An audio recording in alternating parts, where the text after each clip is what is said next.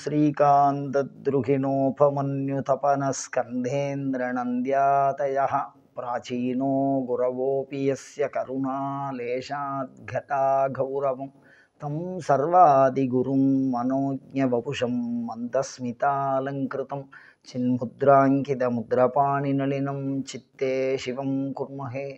नमस्सदसे நமஸ்சதசஸ்பதயே நமஸ்ஸகீனாம் புரோகானாம் சக்ஷுஷே நமோதிவே நம பிருத்திவ்யே நமஹ. எல்லாம் வல்ல இறைவனுடைய பெருங்கருணையினாலே கேஎஸ்வி பாடசாலை வழங்கும் தினம் ஒரு தேவதை நிகழ்ச்சியில் தமிழகத்து மருத நிலத்து கடவுளான வேந்தன் என்கிற சொல்லை சிந்தித்து வருகிறோம். அதற்கு 6 வகை தேவதைகளை குறிக்கும் பொருள் உண்டு. அந்த 6 வகை தேவதையிலே 5 தேவதைகளை நாம் பார்த்தோம்.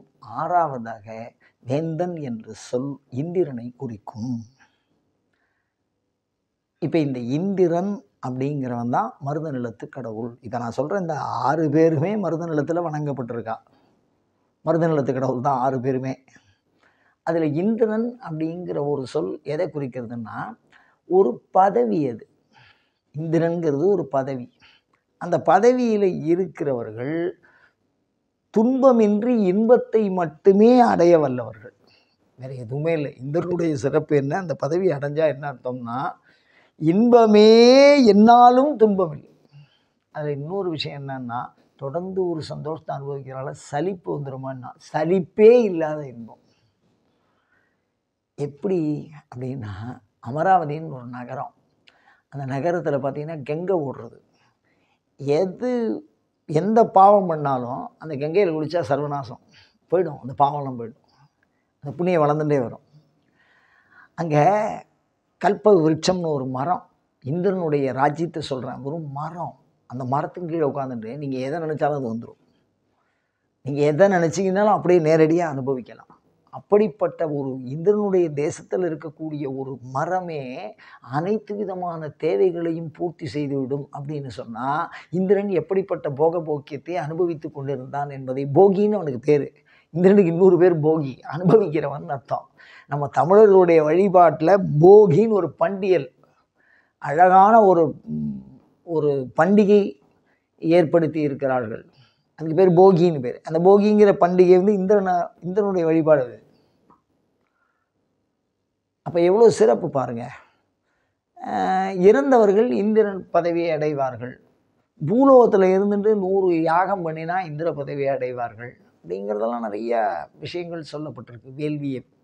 அதனால் இப்போ நம்ம அந்த கோயில்களில் பார்த்திங்கன்னா 8 திக்கில் பலி போடுவா. அதில் கிழக்கு திக்கு அதிதேவதை, ஒரு திசையின் பாதுகாவலனாக இந்திரன் வணங்கப்படுகிறான். திசை காவலன், கிழக்கு திசைக்குரியவன். கிழக்கு இருந்தால் தான் எல்லா திசையும் கண்டுபிடிக்க முடியும். கிழக்கு இல்லைன்னா ஒரு திசையும் கண்டுபிடிக்க முடியாது. சூரியனை வச்சு தான் எல்லா திசையும். அவ்வளோ அடிப்படை. அதெல்லாம் சரிதான்.